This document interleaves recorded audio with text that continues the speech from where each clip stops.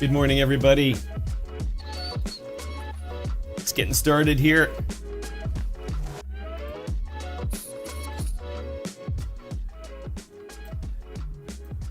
All right, everybody. Welcome to the show.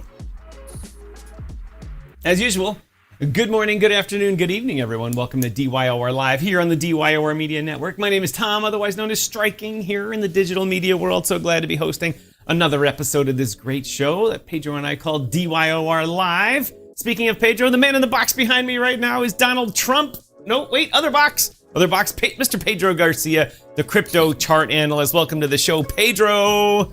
Thanks for having me again. I appreciate you. It's thanks for having me again. Yeah, it's November 19th, 2025. One day closer to Christmas, one day closer to the end of the year, one day closer to the end of the world when the sun goes supernova and solving all of these crypto problems. Look at this price above my head, ladies and gentlemen. We are sub $90,000 again. Price coming down. Pedro and I have been talking about this coming down to 85,000. We're gonna have a guest on the show in a little bit, Mr. Alex Hochberger from Web3 Enabler. So we're going to get to BTC and talk about that right now before we get to our guest. Pedro, what's happening with Bitcoin? Awesome. Bitcoin is coming down to the areas that we've been talking about. So we had the sell-off. We came back yesterday with a nice little buyback. And that's exactly what I wanted to see. We talked about if we come into that and we sell through it, we see a bunch of orders get established. That means, look, this isn't the end of Bitcoin. This is not the end of an era. This is them trying to get in at these lower prices before they send it up. So are we gonna have the traditional crypto beautiful summer? I don't think so. Nope. I kind of don't think so. But I think we are going to definitely see some big numbers come in. So I'll talk about that probably tomorrow and revise that. But ultimately, we're at that 89,000. We're getting close to the lows here of yesterday's low. So I'm kind of expecting to see a bit of a jump here after we get down below it and then see it kind of come up. That'll be some liquidity area, kind of like what I had here. But ultimately, definitely love it. Hey, Tom, can you do me a favor? It's a little loud in my ears. Could you Oh, sorry, I forgot I was putting the show music through to you. All right, I love it. It's good. It's a good beat. But you can see here that our candle here that we're looking at right now is at that low point here. And so I love how it's moving here. This is a good sign saying, yes, there's no supply wick. We're continuing down, which means they're going to bring it back up. Right. And so that's one of those things. I was hoping we maybe could tap that 8-period moving average, but we didn't. But we're coming down here. So we may come back down into that 87 to 84-ish area, 83-ish area here. And we'll wait and see really what's going to happen here. But I do expect it to continue down. When you look at the intra time frames, that burp in your ear, forgive me. You can see here as we're looking at I'm not seeing a lot of demand wicks from overnight session, right? We're seeing more supply wicks. And so for me, I'm looking at they're going to be coming down further. As we come down into this area, expect to see some good selling. So again, looking for shorts here.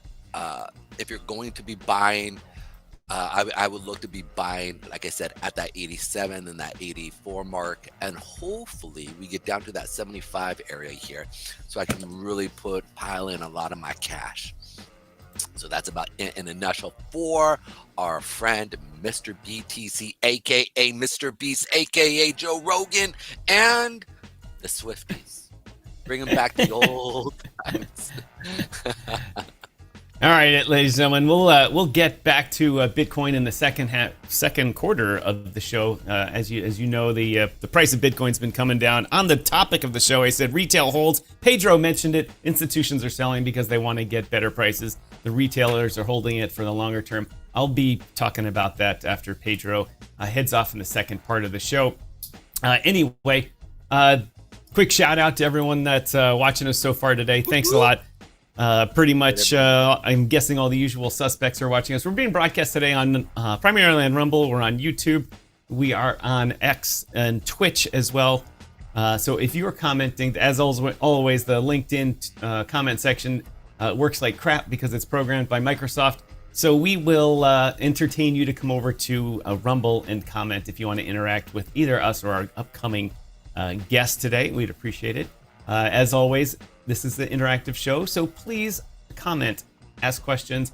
Helps the algorithm a lot. What also helps the algorithm is copying and sharing this to the trading group that you belong in. We'd appreciate that. Pedro and I always appreciate sharing that with your trading group friends, that you are trying to get the word out about this awesome show that Pedro and I do every day.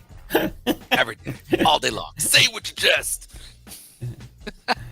All right. You know what I find really interesting though, is a lot of the news right now going on has been really. Have you been paying attention to the news cycle at all? Well, you know, I've been paying attention to the $1 trillion we just got from the Saudis. See how fast that actually makes it to us. Yeah, I thought that was really interesting, and it'd be interesting if they did it in stablecoin. And today, Tether mints $1 trillion. Although, did you see, Pedro, there was that problem last week. I think it was last week or 2 weeks ago, in which just a regular employee of PayPal was minting some new PYUSD and minted $300 trillion. Accidentally, right? Oops, sorry. You know, that's was that 3 times the world GDP or something like that? Well, that's just government debt. I mean, it's about 300 trillion. All the debt in the world is about, I think it's roughly they say about 290 something $trillion. You know, it fluctuates obviously with that huge amount of movement. You know, between 1% to 2%. So yeah, it can. Yeah, he was basically trying to solve the world's problems by basically saying, I'm just going to clear all the debt for everybody, and we're just going to go, and you get freedom, and you get freedom of debt, and you get freedom of debt. You wanted universal basic income? You've got it now. You got it. Be like that Dave Chappelle video. And today, all the Escalades sold out at once. So, line up at every liquor store in town. The other part of what I thought was really interesting is that the Senate major leader, Thune? Is it Thune or I was messing up every time I read it? I never even listened to it. Is it Thune? I believe for him it's Thunes. If he was Irish, it would be Tunes. Tunes.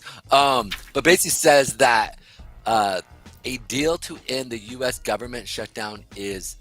Oh wait, that is wrong. Okay, never mind. Bank of England to limit stablecoin holdings up to $20,000.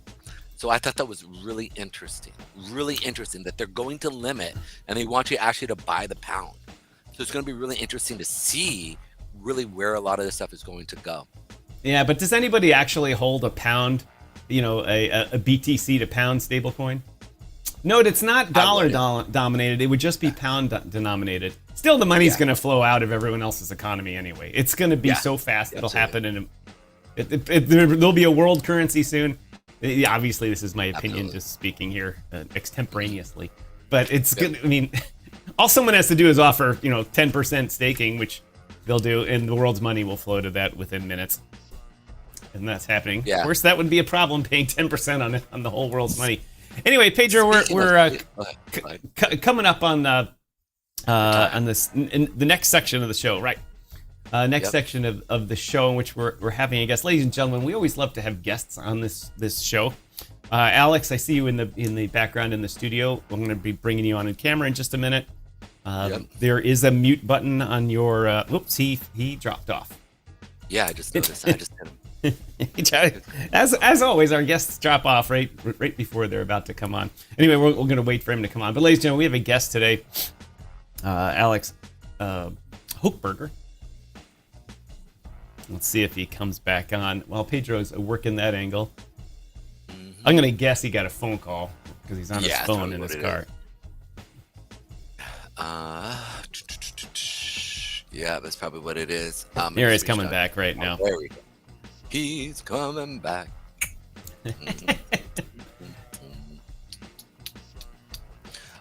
Really interesting. I been out in the cold quite a bit, kind of chopping some stuff, and the wind hits so hard. It is amazing how the wind can cut. especially when it's cold. Cut. Yes, cut. It cut my lip. It was crazy. So, anyways, there he is. Alrighty then.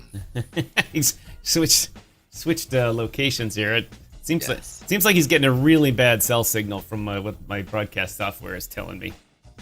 That's but anyway, we're gonna Pedro. Might as well just cut this chit chat short while we've got him on the line here, and bring on our guest. And Pedro, I'll let you do the introductions and all that type of stuff as he comes on. Alex, welcome to DYOR Live here on the DYOR Media Network. Definitely. One thing about Mr. Alex here.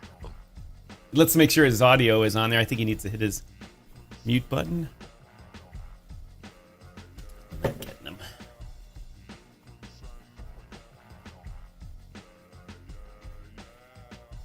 Can you hear him, Pedro? Cannot. All right, let's see. Okay. There we go. Try now. How about now? Now we have you, Alex. Welcome to the show. All right. Okay. Let me go ahead and introduce him here real quick. It is amazing to me that technology that worked 5 years ago doesn't. Yeah. Or that there's still a 2G system that you're apparently connecting on. Apparently, yeah. Sorry. Oh, you're doing great. Let me go ahead and introduce you here real quick. So, Alex is the founder of Web3 Enabler. Alex Holberg, hopefully I'm saying it right, has run technology companies in all three internet eras, formerly the CEO of CTO of creditcards.com and debt.com. He's a principal at Z9 Ventures in Miami and a Salesforce oriented CMO in Florida. Alex is now tackling the adoption of stablecoins and blockchain technology for entrepreneur use. Alex studied computer science at MIT and has his MBA from Duke, which you got to shout out to Jordan for that. What? Anyways. Jordan. How you doing? Welcome to the show, brother. Good. Welcome. Thank you. It's great to be here. It's kind of embarrassing to get your bio read, right? But thank you for that warm and strong intro. No, man, it's great, man. It's phenomenal. I mean, we've actually had a few MIT guys come on and a few head of CEOs of big things. And so even though we're a small show, we pack a pretty hard punch. So, yeah, glad to have you. How you doing, man? Where are you currently at right now? So I am in Wynwood, the heart of the Miami tech world, at the Mana Wynwood Convention Center. You can see kind of the outside building in the background. We are here for Miami FinTech NerdCon, which is, a lot of corporate players. Just had a morning panel. Sam Broner of A16Z hosted on stable. Looks like we just lost him. Panel with E9. We lost him. Tom, are you there? Did I get lost? I'm here, Pedro. No, he's at a convention center. A convention center has very very limited ability to stream and get throughput. I think he's there in the background, but I can't actually tell.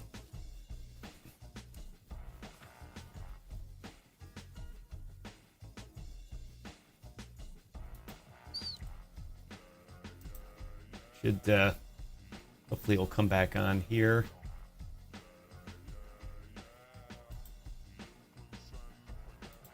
There seems to be it. Oh, he lost the signal. Yeah, had I known he was at a convention center, I would have pushed it till tomorrow or something, because you just can't. It's almost impossible to stream from a convention center.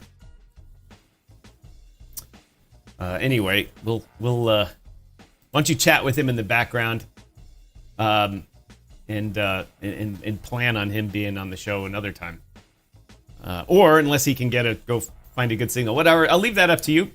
But while you're working on that, As we can see, Bitcoin is coming back down again here, ladies and gentlemen. That thunder you just heard in your ear is affectionately known as the fiat leak thunder, because we're setting another 24-hour low. 89,308 Bitcoin just traded. Real quick, how's the signal now? Seems better. Okay, let's see if we can bring him on here real quick. Let's see. There, go ahead and just hold your phone like that, Alex, and if you can hear us, let us know.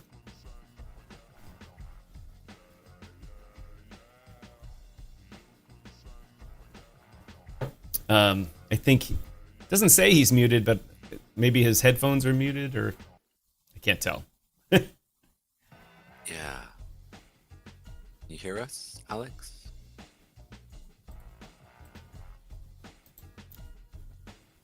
Yeah, his mute. There we go. That should fix his mute.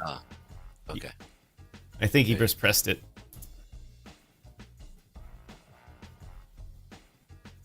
I don't know what's going on. Talk to me, Goose. Till we can hear him. So, yeah. We got your pick. For whatever reason, we can't hear you. And he's unmuted on his end, correct? I can't tell. He pressed his unmute button, and he's not muted on my end. But I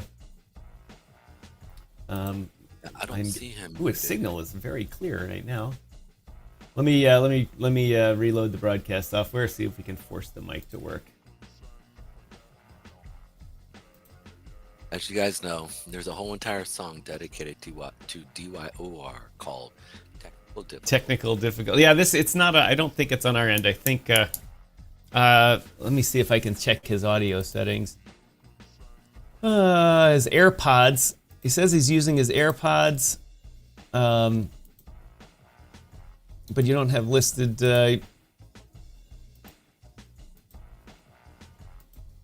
If you could check your settings to make sure you have something selected for your microphone or your AirPods on low power, maybe. A lot of times they cut out on low power.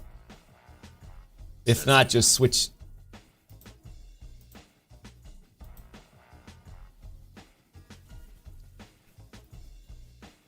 I don't know what that signal means.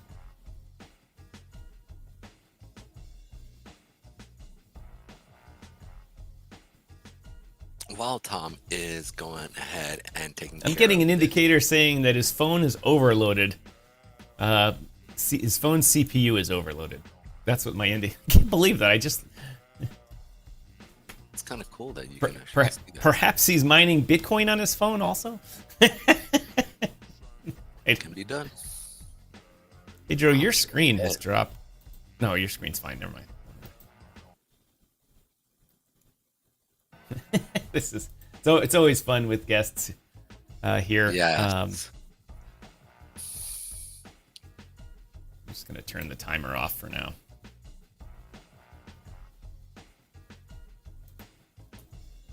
All right, Pedro, why don't you try and connect with him offline here? And he's clearly in a place that something's not working right for him. I was hoping we could do this. I know that he's at a conference right now, and so he's actually leading. Yeah, that's the problem, is being at a conference, is that especially a tech conference, everyone there is using the data, and so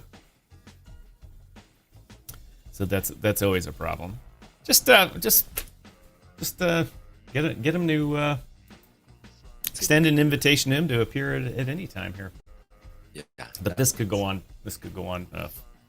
Yes. Hey, Alex, can you hear us?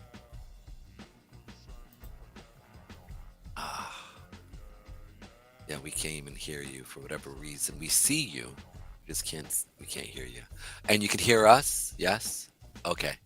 Is it possible he's using as a VPN or some kind of a location? VPN on? Nope, nothing on, so he's open.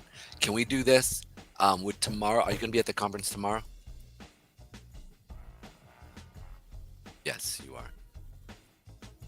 I do not understand why. Sometimes things just trying to.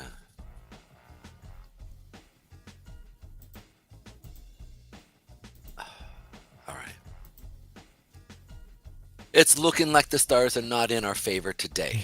I was hoping to get you on, so I really want to talk about like the debt situation around the world and how stable coins are really going to be a an asset, and that's what he's actually bringing to the market, is the ability for users around the world to be able to take part in a simple fashion from TradFi to DeFi and CeFi.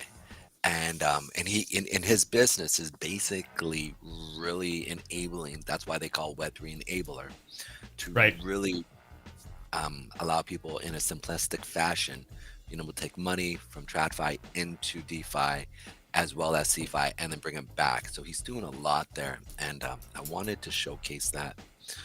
Just simply because because you guys know I'm always talking about U.S. debt, talking about how that's really based off of the backs of the American people, and if we can honestly deploy that to the rest of the world, it makes things, you know, a little easier on us, honestly.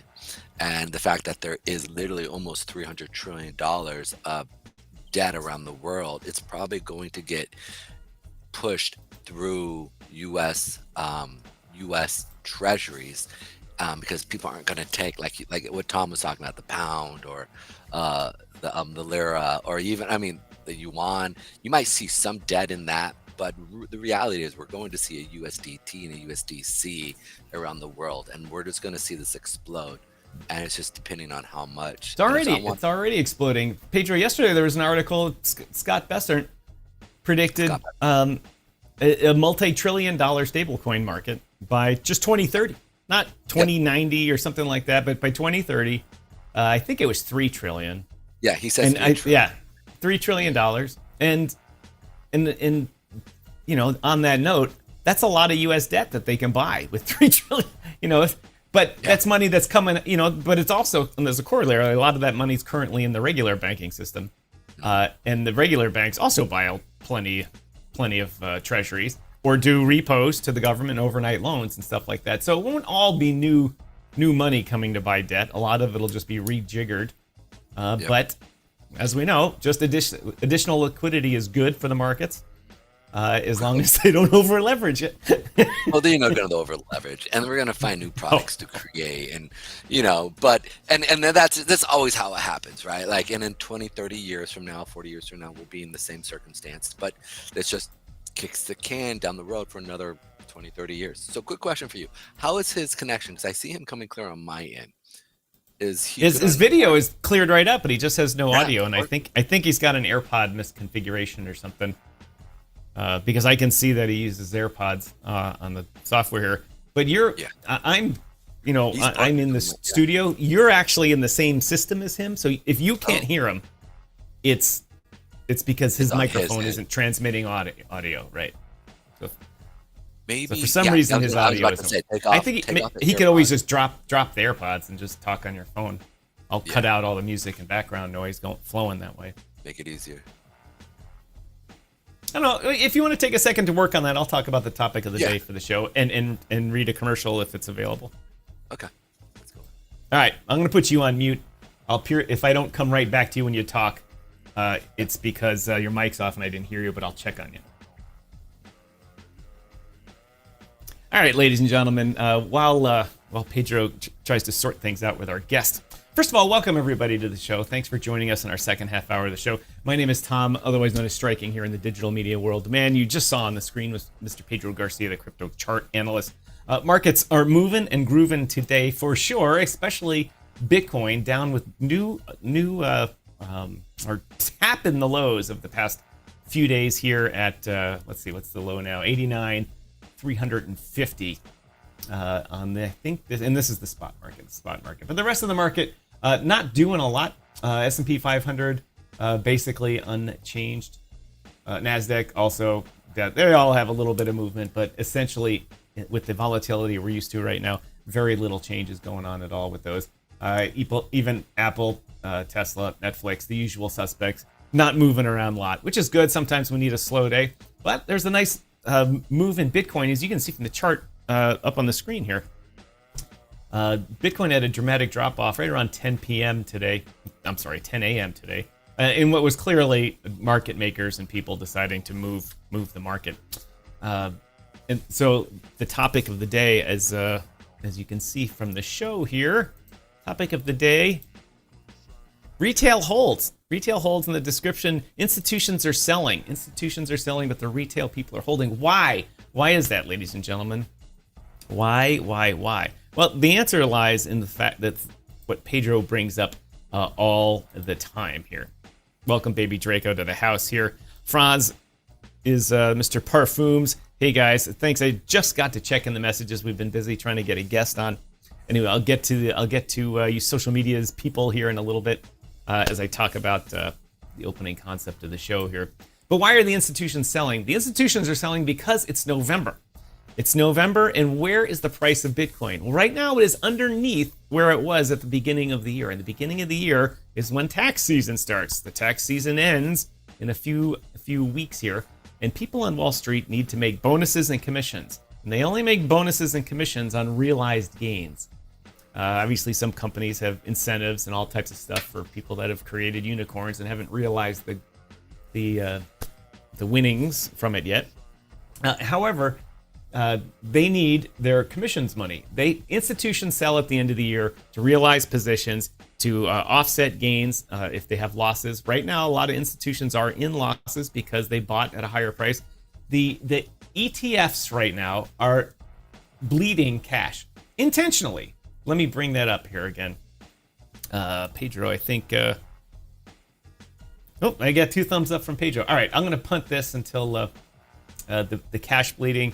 I'm going to bring Pedro and our guest Alex back on, see if we've solved all the trouble here with everything.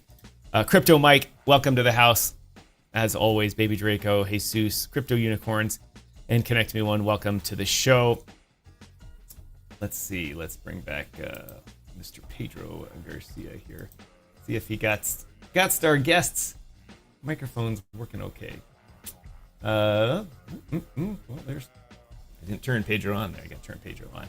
Okay, there's Pedro and me. We work. Now let's bring up our guest, Mr. Alec Hochberger. Let's see if it works. Now Pedro's muted. Hold on, let me turn Pedro's mic off. All right, now we should have you all. Woo! Awesome. Sound good. How do I sound? We can hear you. Pedro, I'll let you take over the talking before the signal dies again. All right. So really quick, so that I just give us a quick little overview of what you're doing. All right. Did we just lose some? All right, there we go. Give us a quick overview. So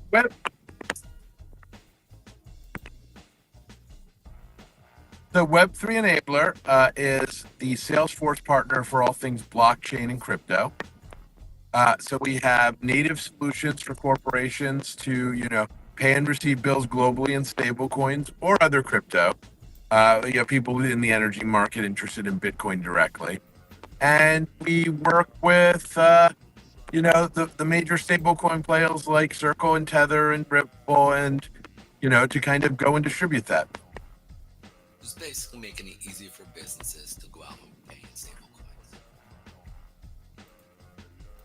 Yeah, but one of the things we're really focused on, which makes us, I think, really an interesting play, is a lot of the other players doing this in this space are all intermediaries. We're supporting peer-to-peer business transactions. We're just making it easy. So there's no intermediary bank. We don't handle your transaction. Our software just makes it easy. So basically like a payroll company. You just come in, you handle payroll, you see what needs to get paid out, and boom, it gets sent out to everybody. Absolutely. So if you are paying 30 people in Africa and Latin America, rather than the payroll companies taking 30, 40%, you send them stable coins. It's all managed in your Salesforce ecosystem. They KYC wherever they off-ramp, you KYC wherever you on-ramp, and you just use a normal bank transfer for now. And we really think of ourselves as enabling this kind of first obvious use case for crypto for corporate America and corporate Europe. Awesome. And are you dealing with any type of unique situations within Europe? Just simply because, there's been a little bit of a hiccup where they basically want to keep people money in the pound versus actual stable coin. So I think what I saw was like they only allowed $20,000 in stable coins, which is interesting. So one of the areas we're working with is we have companies that are working with the Ukraine, are Ukrainian companies, because the Ukrainian central banks have a lot of currency controls because of the war going on. So USDT is extremely helpful for, Ukrainian companies to not run afoul of the programs, able to do business. Ah, okay. Sorry, Tom just hit me up privately, so I was like, I needed something. You can hear me better, I bet, now. Yeah, and areas we're talking to Africa, a lot of opportunity. Not a lot. The traditional rails are horrible there, but everyone there is comfortable using a wallet on their phone, the ability to get paid in dollars, to be able to get paid a premium when you off ramp. You were alluding to why the U.S. government realized stablecoins were a friend and not a foe very recently. While the U.S. loses some control that it has over the global financial institution, it does get the ability to sell more debt. And as we've seen, the federal government loves debt, out of control levels of debt, but loves debt. Right. Alex, I have a quick question to the payroll part. Pedro and I talk about the explosion of stablecoins and how people in the U.S. generally underplay it because we have a stable currency. It's ubiquitous to use. And for foreign countries, people use stablecoins as a hedge against inflation, as a hedge against it just getting stolen out of, and stuff like that.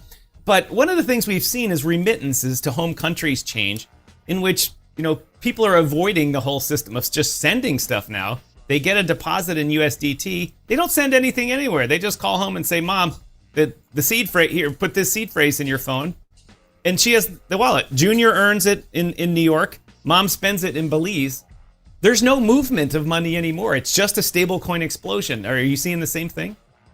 Yeah. So, obviously on the corporate side,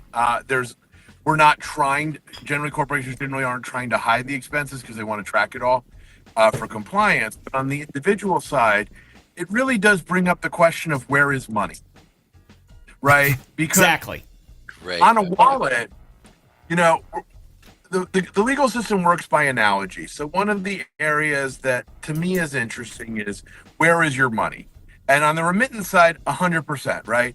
I can have a wallet and my mom can have the access to the same wallet if we share a seed phrase. The money doesn't move, right? If I receive it, if she spends it, if I send it, it doesn't matter. Where is that wallet, right? And the wallet is nowhere and everywhere. And I think that that's one of the areas we're really exploring. We work with EY, KPMG, PwC, for the big companies, because they have a different question. If I have a subsidiary in Europe, they have a system called taxes too.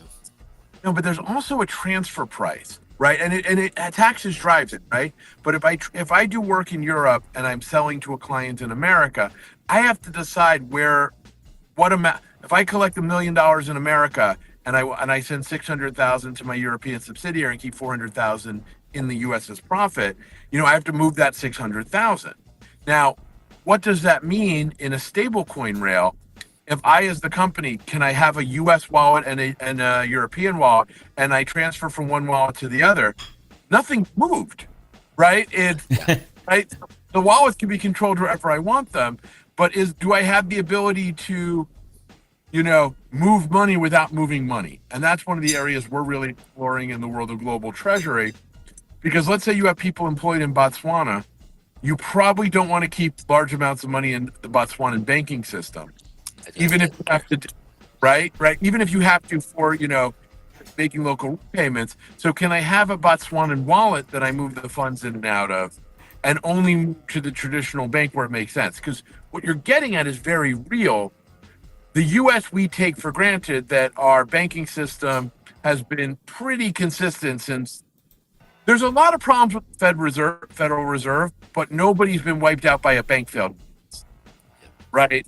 So, sure, we've devalued the dollar by 99.5%, but there's been no sudden my money is now worthless. Yeah. So, you can't make an omelet without breaking 1 million eggs to get a 2-egg omelet, apparently.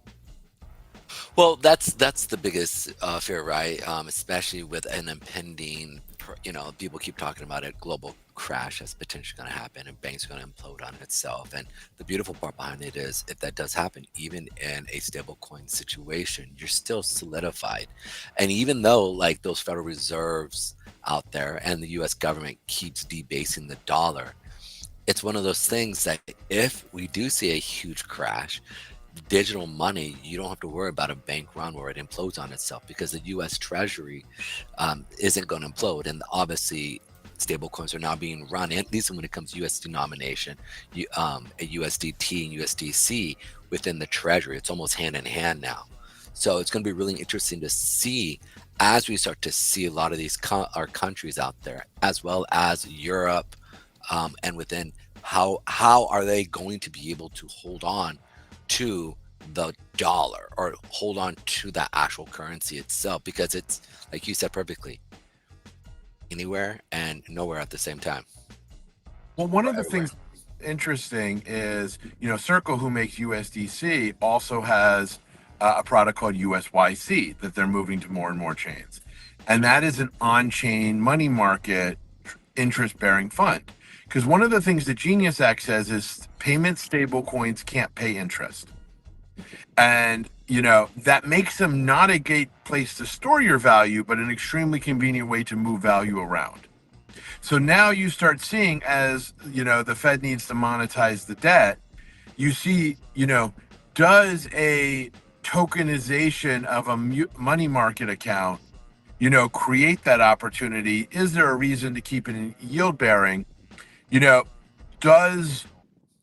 what role will banks and other financial institutions play? And I don't think they go away. I think they've gotten into the habit in the last 20 years of making money on processing transactions instead of loaning, which is how banks have worked for the previous 500 years, right? Like there's something really wrong with charging for access to send money. Sending money is now going to be, fractions of a penny.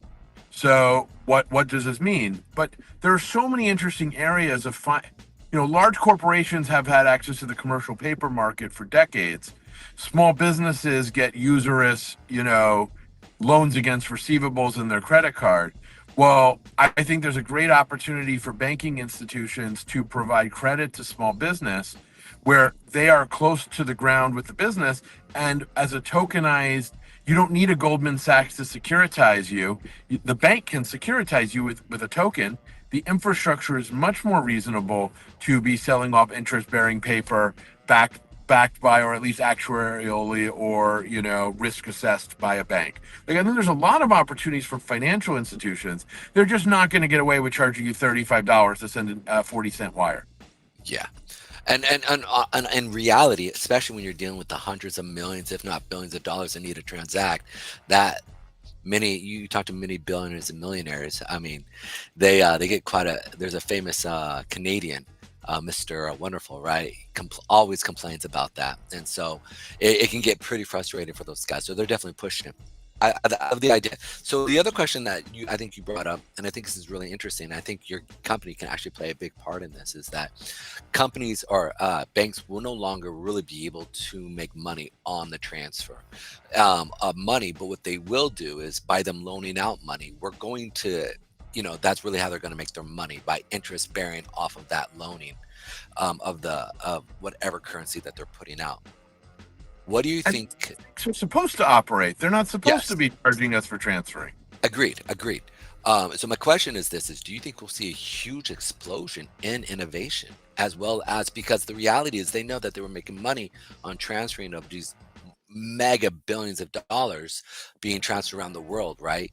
I think it's 20 trillion, I forget the exact amount, 20 trillion gets transferred around the world, literally through the SWIFT system. That's going to just dramatically drop into stablecoin. In addition to that, on the back end, those banks are going to now have to lend out money to small businesses, medium and large size businesses, in hopes to make cash from that. Do you think we'll see a major explosion from the economy from that? Or you think it might? Absolutely. How do you stimulate the economy? You lower interest rates. Removing friction is the exact same thing. Money circulates faster, the expenses go away.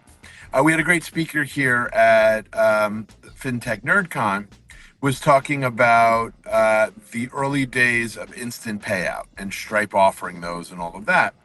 And he said, what's interesting you don't realize is that behind the scenes, since it takes 3 days to settle in the ACH system, those instant payments are actually a loan product. You're borrowing your money to get access to it instantly, and they're then taking your interest out of the fee when it settles in 3 days, right? That goes away in a stable coin world. You're going to have to actually loan for certain sort of denominations. But yeah, I think there's going to be a huge explosion. I think micro lending creates a huge opportunity. I think startups being able to, crowdfunding completely changed the game. Imagine you don't have to go through these horrible intermediaries to go and do your crowdfunding, but you can just, the token issuances, they're not quite there yet as a stable source of business financing, but they will be. And once things are on chain, everything with the SEC is about, you have to preserve records, you have to document, you have to share it. What better way to preserve records than to actually, be on chain? Now they're really preserved. And I think that's one of those things that, banks are extremely fearful of, right? We can see, especially with their lobbying down in Washington, especially what we're seeing with XRP and everything that's getting pushed there. There is a little fear on their end because the unknown. How are they going? It's like, you're going to make me have to go to work. It's like people who been at home during COVID and now having to go back to work, and there's like this little I don't want to have to go back and do that and do real in-office work. It's going to be really interesting to see how the banks establish a framework that won't suppress the stablecoin world. You know what I'm saying? I mean, because I don't think they're going to give it up that easy. You know what I'm saying? So I think the thing to keep in mind, right, is if you're an individual and you're keeping your money on chain, right, you don't have a problem if you keep your spending money in your wallet. You wouldn't necessarily want the title of your house losable if you dropped your cell phone. Absolutely. Right? So there's a role for financial intermediaries that provide expertise and insurance and guarantees of safety, right? That, there was reasons where I'm going to want to self-custody for anonymity. So I think the world has reasons for things to be centralized and reasons for things to be decentralized. And it really depends what you're trying to do. There's a really good argument for decentralization that says, 12 people in Washington should not pick what the global money supply looks like. Okay, that's an argument for decentralization. But that doesn't mean I want the Treasury Department of my company decentralized. I might really want to know who those people are. So I think that there's a lot of room for in the middle where things make sense. I think it makes a lot of sense if you look at an XRP to have a new set of rails that isn't written in COBOL and isn't punch card compatible, like the current intercompany function. The movement, what a forklift you're going to get from the old COBOL systems to blockchain. Huge. I don't think anyone can appreciate, we are moving things by half a century.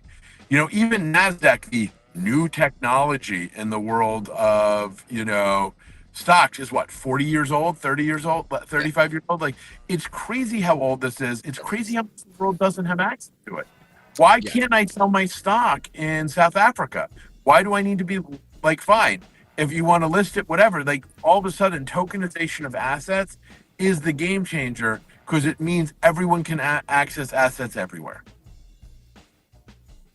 Alex, as a reference, I remember studying COBOL in college, and the instructor was saying, "Well, we're still studying this. We moved away from Fortran, COBOL right now, and we're going to be moving away from that soon too." That was in 1988. 10 years later, I had to do Fortran for an ocean engineering seminar. And I remember teaching myself COBOL for the Y2K era. So like you, were aging ourselves a little, right? Yeah. But yeah, it's very, but the banking rails run on this. And, we saw with Doge and finding just weird things of hacks upon hacks, the sort of things at the federal level. I think there's a lack of transparency right now. Like, I think one of the funnier, not publicized because it wasn't popular news with what Doge found, is that you could send money from the federal government without referencing what it went to and what it was for. So who knows how much money actually went out each year that wasn't tied to a congressionally authorized budget item. Right. But they just don't know what it was. Like, the budget line was blank. Like, are there really trillions of dollars we don't know about sloshing around the country? Like, you could very easily have inflation not showing up in official numbers, but being real, like where you can't figure it out. What if there's really an extra $500 billion of deficit that nobody knows about because it's not tracked anywhere, and it's just fiat being created through fraud? It's absolutely. I actually. There's probably 100% chance of that.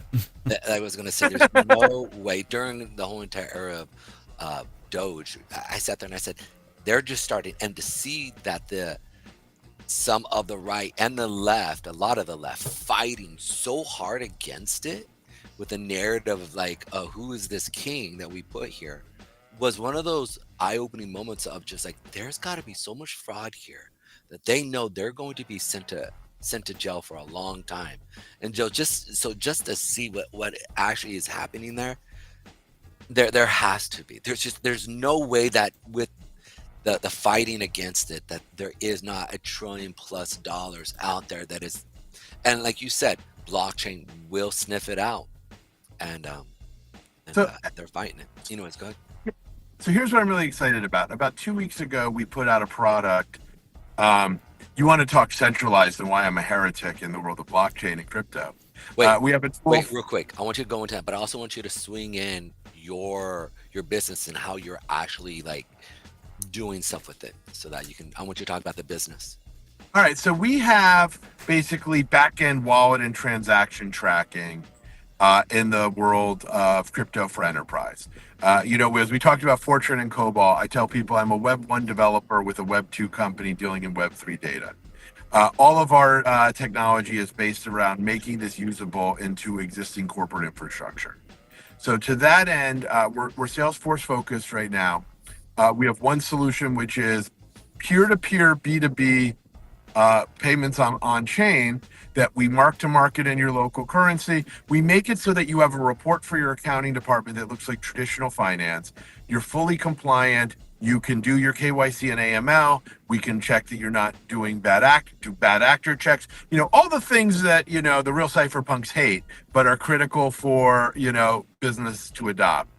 And then the other version of it we have is for financial institutions, wealth managers, insurance companies, and banks, for clients to be able to connect their wallets so you get read-only access. So if you work with a financial advisor and you're not all in on crypto, right? You own your home, you've got a 401k, you have some crypto, you have some Bitcoin, you have, some other financial instruments. We pull it in, so all of a sudden your cryptocurrency or tokenized assets look identical to a share of stock or a bond. And we just make it to your wealth manager. It's just another alternative asset class. So we're really excited for that, so that, we really see ourselves as enabling this tokenized future and enabling business use of it, and really bringing this to real use cases for people that may not be ideologically interested, but are interested in the cost savings or the financial returns of tokenization and DeFi. And we want to make that available and just kind of spread global prosperity that way. I like it. I like it a lot. All right, gentlemen, we're going to take a quick break here. Pedro, I'm going to do our Rumble thing and read an ad. You coordinate behind the scenes with our guest, Mr. Hochberger. Am I pronouncing that correctly? Is it Hooch or Hochberger? So it's actually funny, in a very American style. My dad and his uncle even pronounce it differently. But my branch of the family says Hochberger. The Rhode Island to the family says Hochberger. In Germany, it's Burger. Like, it's all very regional. So I answered all of them. So it's all good. Thanks so much. All right, Pedro, you coordinate with our guest here. I'm going to take 2 minutes here to read an ad, and we'll be right back with the show here. Excellent. Pedro, your mic's off, by the way. I turned it off. Anyway, ladies and gentlemen, we got to make some money on this show. We have a good guest here. It means we have a good audience. That means that we are going to do what? That's right, ladies and gentlemen. You know, if I'm holding my coffee cup, you know what time it is. You know what time it is. I love reading ads because I love feeling like Ed Sullivan and all the guys from the 50s that used to do this.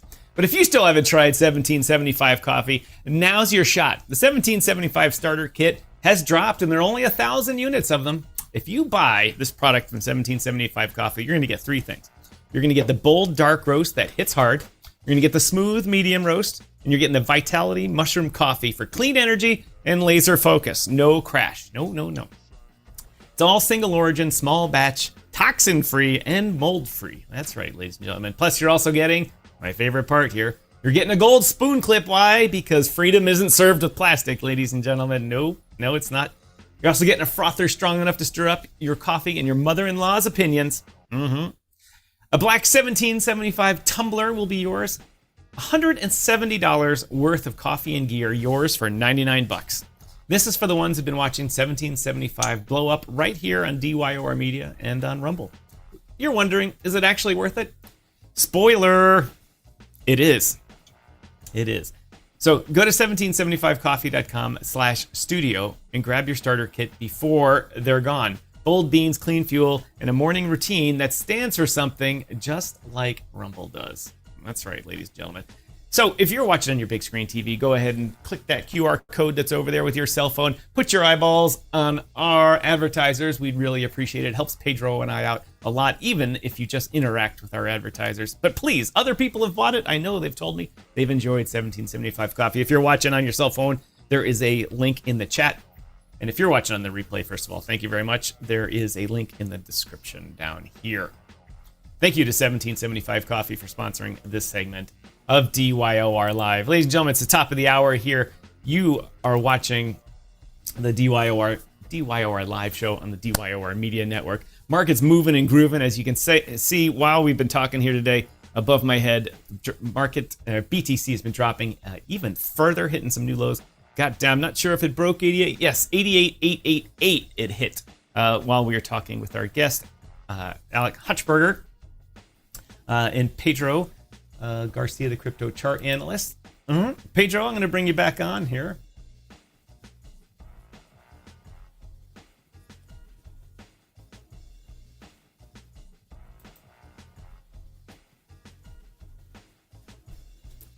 All right, welcome back to the show, Alex. Thanks for joining us and taking time out of your busy day here in Miami. I noticed from your Twitter feed you were at the Futurist Conference also in Miami. That's always a good show. We've gone to that up here in Toronto a few times.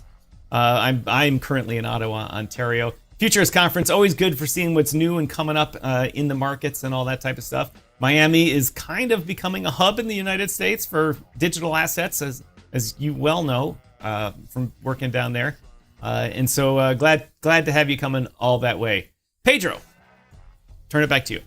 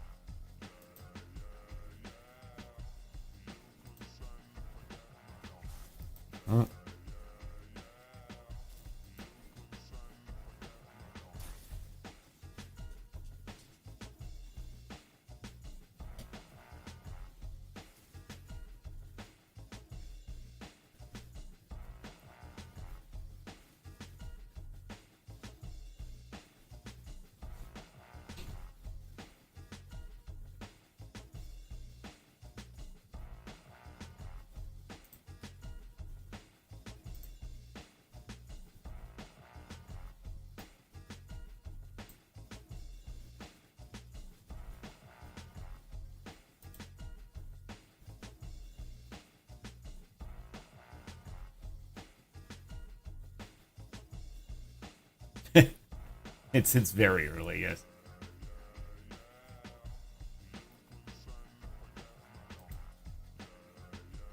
MIT.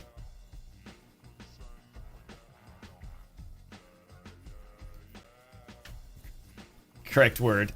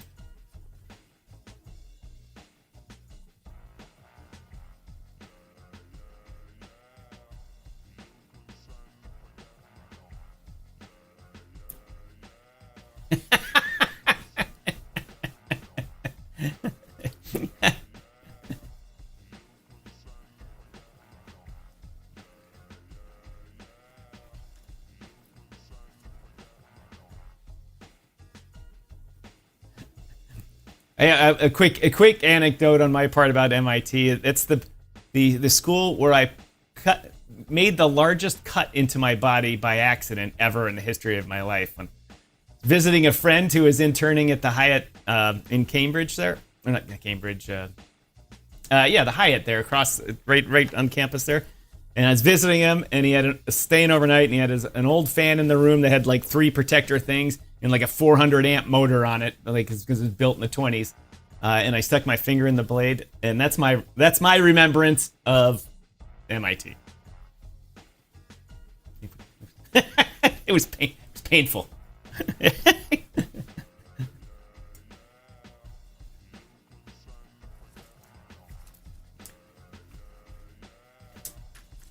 Although the very next day I did go see Roger Clemens when he was pitching for the Sox, hit a Baltimore Oriole by the name of either Steve Finley or Chuck Finley in the head with a fastball.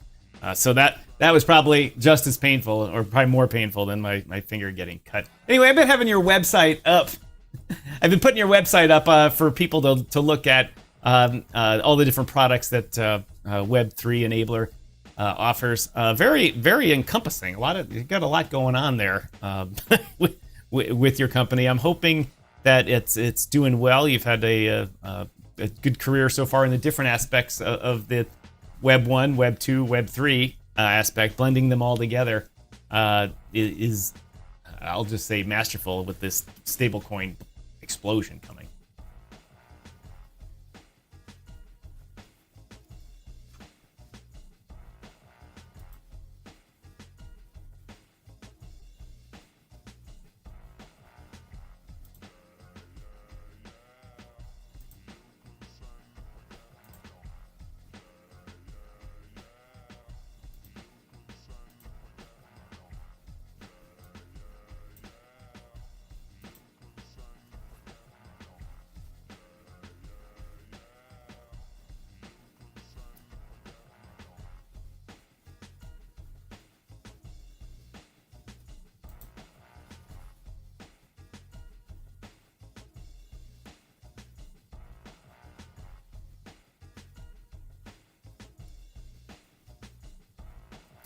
Just for our viewers that are either internationally based or in English isn't their best language, or are just small crypto degens, accredited investors are people with a certain amount of assets, depending on your jurisdiction, that can be verified, a certain amount of liquid assets that can be verified by your broker or another financial entity, because certain laws require that as part of keeping grandma from getting scammed out of all her money rules.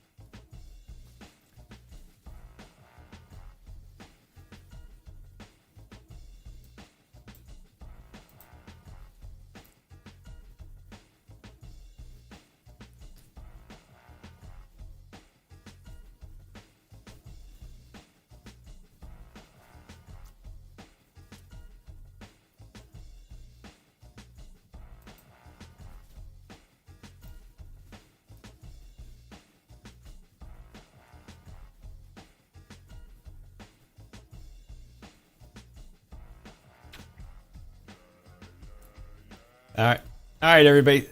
That's the call to action, right? Your congressman. Anyway, Alex, thanks for joining the show. We really appreciate it. Look forward to having you on in the future. Thanks for coming.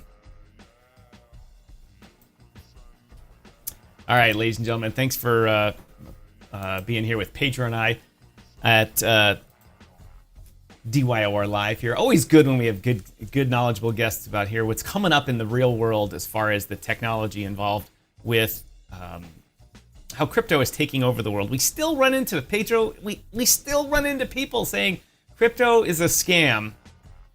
It's just a Ponzi scheme getting ready to fall apart.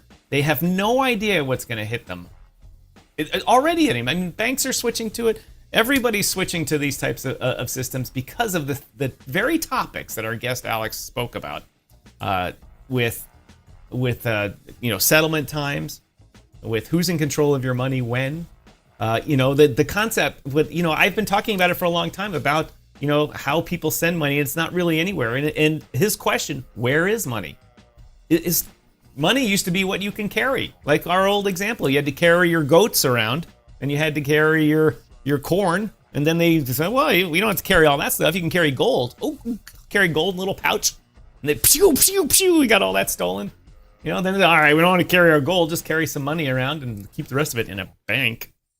And all the banks started getting robbed and all that type of stuff. And so they had insurance and so many layers on top of your money. And now they just say, oh, it's just in a validating node somewhere. Where?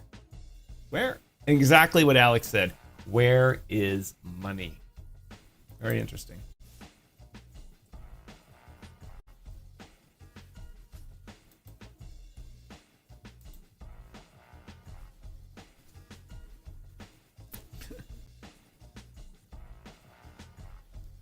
I'm happy. It works great here in Canada. It works fabulous. I mean, they round up. I mean, for all credit card transactions or digital transactions, it's still cents, no problem. But for cash transactions, they just round up to a nickel or round down, and it all works out in the end. And everyone was all freaking out about it at first. Oh my God, it's not going to work out. We can't charge 99 cents for something. We got to charge 95. Can't charge $1 because no one will buy something for $1. They'll only buy 99 cents. It had zero impact on the economy, except that the government just stopped throwing precious metals out into the dirt, the pennies.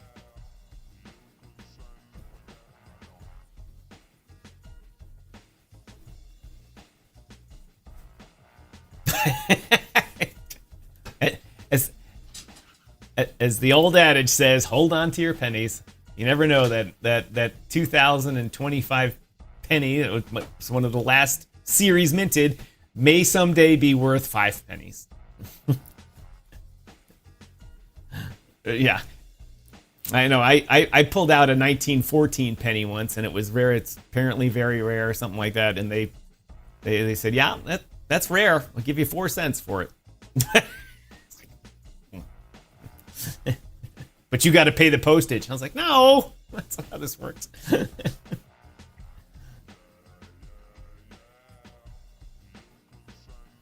All right, let's take a quick social media break. Are you going to stick around, or do you have to go to?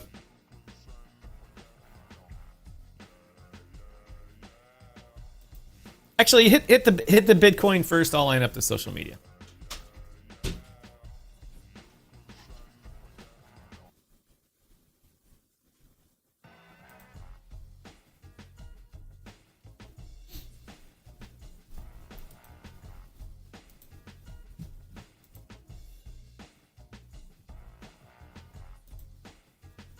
Age that it should get up to about that 90,250 area.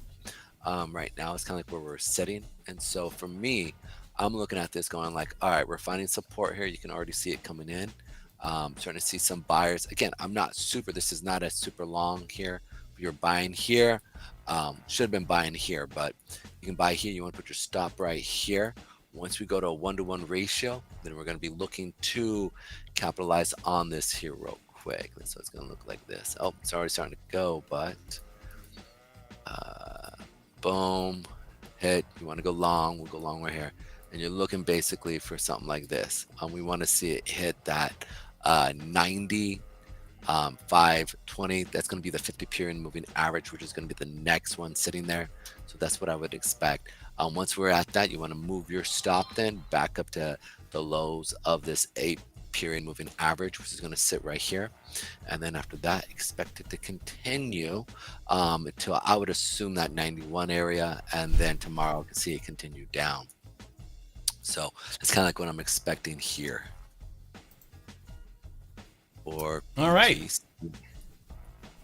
Alrighty then. What was its during the show here? What was its low here? Show was the 89.53. The 89,053 was the low on the Bifinex chart here. Craziness, general craziness. Although not unexpected. You know, you and I have been talking about this for a while here, and all that type of stuff. I would agree. All right, Pedro. Well, thank you for let's see, where am I here on my chart of things here? Thank you for all that. Welcome, Crypto Mike, Baby Draco, all the usual suspects in the house here. I'm also not long for the world on this show too. I've got some things to do this afternoon. Probably this might be a good opportunity for us to wrap it up right now, Pedro. I need that.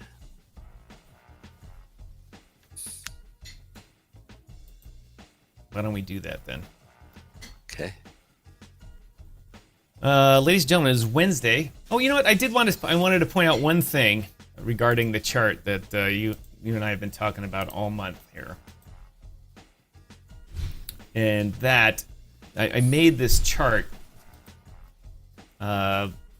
based on the weeks of the month in November. And you can go back at the beginning of the month and listen to me say I'm putting the arrows on Wednesdays because that's the middle of the week. And so I drew this big red arrow here down on the Wednesday. And I drew that approximately November 4th, 5th. And look, I want everyone to look at that right now. This doesn't happen often with this newbie trader over here. Me, not the man in the box above. But it came down to its lowest point here on the day that I drew the arrow. Nice. Nice. Now, I know that's like, oh, Mr. Egotistical thinks he knows everything. I just drew it on Wednesday, and the price went down on Wednesday. I picked Wednesday, not because of technical analysis like Pedro's. Oh, it's going to do it this way, and the leverage, and liquidity here, orders here. Blah, blah, no, blah. I did it because it was Wednesday, but it does look like, wow, these guys are right on top of things. So you take that to the bank. Anyway, ladies and gentlemen, that's all Pedro and I are going to do for today. We've broadcast a lot recently. We've hit a lot of our hours. We've hit everything. This has been Pedro. This has been our best month so far in the Rumble statistics thing. We've got over 300 viewed hours. Usually we get to the end of the month and just squeak by with 200.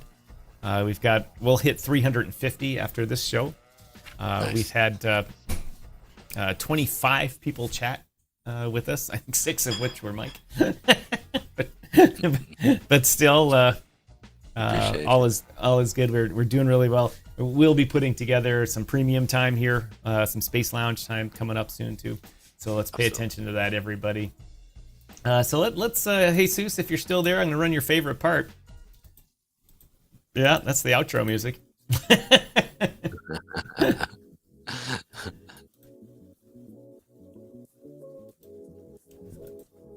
Ladies and gentlemen, as always, you're listening to DYOR Media here. The home in the center of the internet broadcasting world and crypto and digital assets. It's right here with Pedro and I. It's all you got to do is just say, you guys don't watch that show? Are you crazy? Why aren't you watching that show every day? Every day, 12 to 2 o'clock. A little shorter today. Had a good guest on, thanks to Chris Hochberger. Whatever his name is, or his entire family pronounces it. Thanks to Alex for coming on the show. We really appreciate it. Visit Web3 Enabler. You saw his contact information will be in the description of the show. Anyway, ladies and gentlemen, that's all we got. As always, my name is Tom, otherwise known as Striking. The man in the box next to me, Mr. Pedro Garcia. We thank all of you viewers for watching us, helping us along in our journey here to making fat stacks of cash. Stay tuned. We'll be coming out with more information about the TradeWave app soon. So we'll see you tomorrow. I'll be there, ladies and gentlemen. I'll be there.